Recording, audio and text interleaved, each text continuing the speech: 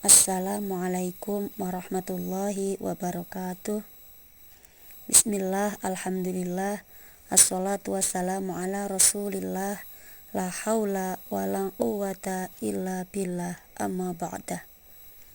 Kepada yang terhormat Bapak Dr. Iis Arifuddin MAG selaku dosen pengampu mata kuliah Usul At-Tarbiyah kelas A32 PJJ PAI IAIN Syekh Nurjati Cirebon, dan kepada teman-teman kelas A32. Perkenalkan, nama saya Sri Pawit, nomor induk 2281131560. Pada kesempatan kali ini, saya akan menguraikan materi tentang sumber dan dasar pendidikan Islam. Pendidikan Islam merupakan hal yang tidak bisa terlepas dari kehidupan umat Islam.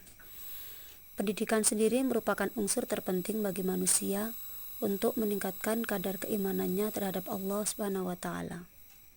Karena semakin mengerti seseorang tentang dasar-dasar ilmu pendidikan Islam, maka kemungkinan besar mereka akan lebih tahu dan mengerti akan terciptanya seorang hamba yang beriman. Tanpa mengenal dasar-dasar ilmu pendidikan Islam, mereka akan sangat sulit untuk mendekatkan diri kepada Allah. Pengertian kata dasar dalam bahasa Arab berarti asas, sedangkan dalam bahasa Inggris adalah foundation, dalam bahasa Prancis fondement, dan dalam bahasa Latin fundamentum. Secara linguistik berarti dasar, dasar pokok atau dasar dari segala sesuatu, baik itu pendapat, ajaran maupun peraturan, yang fungsi dasarnya adalah untuk memberikan arah kepada tujuan yang ingin dicapai. Ajaran ilmu pendidikan Islam itu sendiri berasal dari 3 sumber. Sumber yang pertama adalah Al-Quran, di mana metodenya sesuai dengan kebutuhan manusia dan bertujuan untuk menciptakan individu yang berilmu dan beriman dan senantiasa mengesahkan Allah.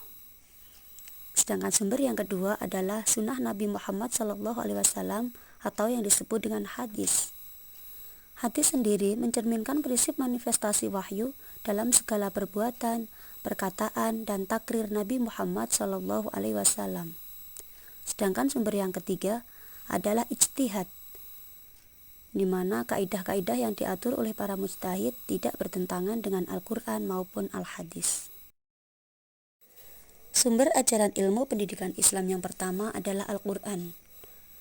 Dan beberapa ayat Al-Quran yang menjadi dasar pendidikan Islam yang pertama adalah surat Al-Alaq ayat 1-5 tentang kewajiban belajar mengajar.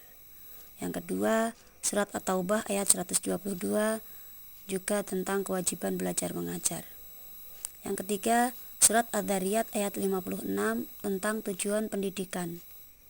Yang keempat, surah Ar-Rahman ayat 1-4 tentang subjek pendidikan.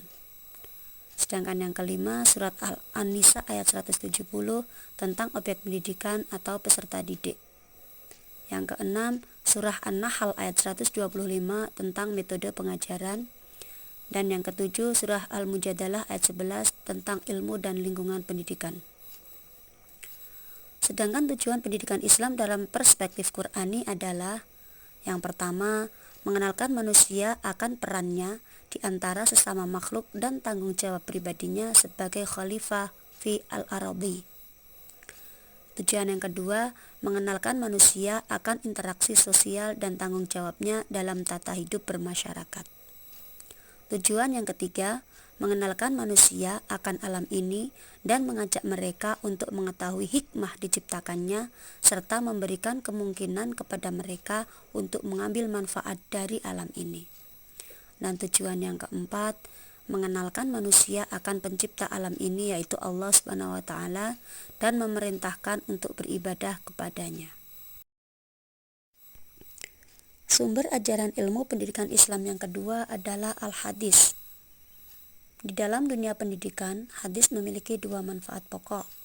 Yang pertama, hadis mampu menjelaskan konsep dan kesempurnaan pendidikan Islam sesuai dengan konsep Al-Quran.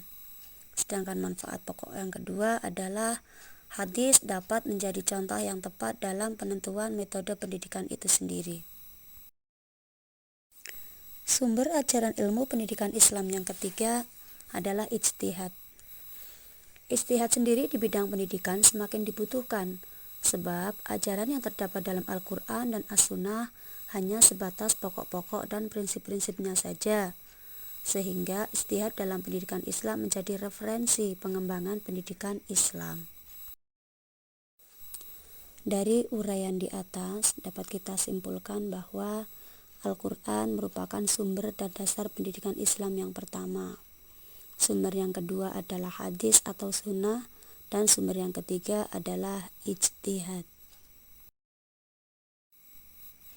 Demikian uraian yang dapat saya sampaikan terkait materi sumber dan dasar pendidikan Islam. Semoga bermanfaat dan terima kasih atas segala perhatian. Sampai berjumpa di lain kesempatan. Wal afu minkum. Assalamualaikum warahmatullahi wabarakatuh.